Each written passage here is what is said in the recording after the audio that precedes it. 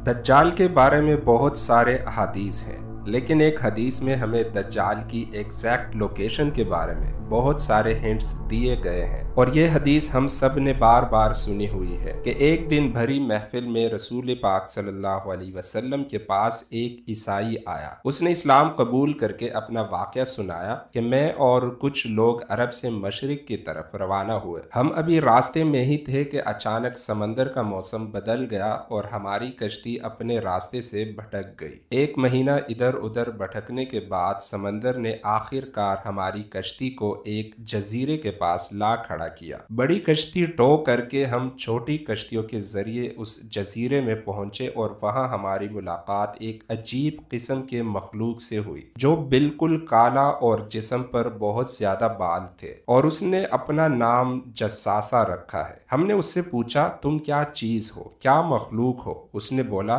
मुझे छोड़ो, वो उधर एक मंदिर है, उधर जाओ, वहां एक शख्स तुम्हारा बहुत शिद्दत से इंतजार कर रहा है। अंदर हमने एक शख्स को जंजीर में बंधा हुआ देखा और उसने हमसे 3 सवालात पूछे कि मुझे बेसान के दरख्तों के बारे में बताओ, क्या उसमें कोई फल फ्रूट वगैरह है? हमने कहा बिल्कुल, वहाँ बहुत फ्रूट्स फल वगैरह। उसने कहा बहुत जल्द वहाँ कुछ भी नहीं होगा। फिर उसने पूछा, मुझे लेक ऑफ तबरिया के बारे में बताओ, क्या उसमें पानी है या नहीं है? आपने कहा बहुत, वहाँ बहुत पानी है। उसने कहा बहुत जल्द ये भी खुश्क हो जाएगा। और फिर उसने कहा मुझे उस उम्मी पैगंबर के बारे में बताओ, क्या किया है उसने अभी तक? हमने बताया कि वो मक्का से निकलकर मदीना यानी यसरब में आबाद हो चुका है। उसने कहा क्या वाकई वो यसरब मदीना आ चुका है? ये कहते ही उसने कहा कि अब मैं बताता हूँ कि मैं कौन हूँ। मैं हूँ दज्जाल, और बहुत जल्द मैं अपनी कैद से आज़ाद हो जाऊंगा और तमाम इलाकों में जाऊंगा सिवाय यसरब यानी मदीना के।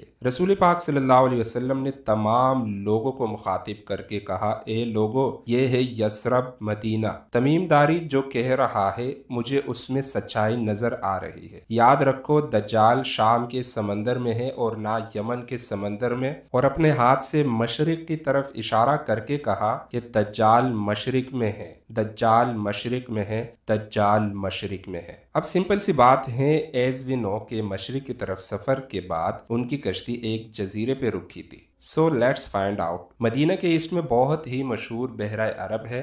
उसमें मेनली 4 जजीरे पाए जाते हैं। लक्षद्वीप आयरलैंड इंडिया में, सोकोट्रा आइलैंड यमन में, अलमसीरा आयरलैंड ओमान में, और अस्तोला पाकिस्तान में। हदीस में क्लियरली फरमाया गया है कि दज्जाल यमन के समंदर में नहीं होगा, तो ये 2 आयरलैंड तो निकल गए। रसूल पाक सल्लल्लाहु अलैहि वसल्लम ने मदीना में जो मशरिक की तरफ इशारा किया था, अगर इससे हम एक सीधी लाइन खींचे तो वो बिल्कुल अस्तोला आइलैंड के ऊपर से गुजरती है। और जब जसासा ने उनको इस जजीरे पे एक टेम्पल मंदिर की तरफ भेजा था, तो इस जजीरे पर एक मंदिर टेम्पल की कोई रिमेंस तो होने चाहिए। इंडिया के इस आइलैंड में तो ऐसा कुछ भी नहीं है, लेकिन पाकिस्तान के अस्तोला आइलैंड में पता है क्या है, मंदिर। लेकिन ये तो 1450 साल पुरानी कहानी है।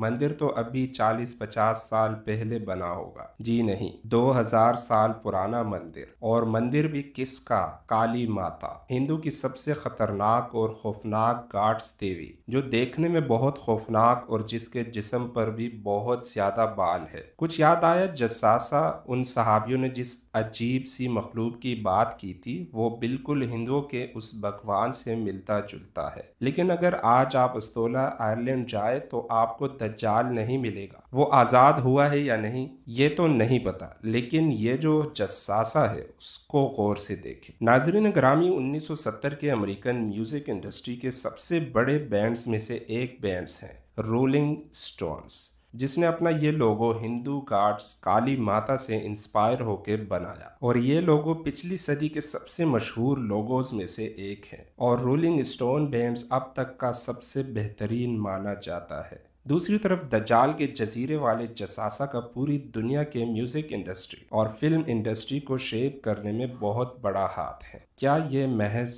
इत्तेफाक है? कमेंट बॉक्स में अपनी कीमती राय से ज़रूर आगाह कीजिएगा।